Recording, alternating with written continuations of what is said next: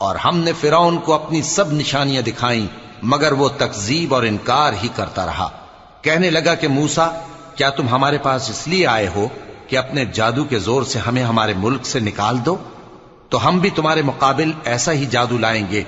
तो हमारे और अपने दरमियान एक वक्त मुकर्रर कर लो कि न तो हम उसके खिलाफ करें और न तुम, और ये मुकाबला एक हमवार मैदान में होगा। मूसा ने कहा कि आपके लिए यौम जीनत का वादा है और ये कि लोग उस रोज दिन चढ़े इकट्ठे हो जाएं। तो फिरौन लौट गया और अपने सामान जमा करके फिर आया। मूसा ने उन जादूगरों से कहा कि ये तुम्हारी बर्बादी होगी। अल्लाह पर झूठ न बांधो, वो तुम्हें अजाब से फना कर देगा, और जिसने झूठ बांधा वो नामुराद रहा। तो वो बाहम अपने मामले में झगड़ने और चुपके चुपके सरगोशी करने लगे। कहने लगे, ये दोनों जादूगर हैं, चाहते हैं कि अपने जादू के जोर से तुमको तुम्हारे मुल्क से निकाल दें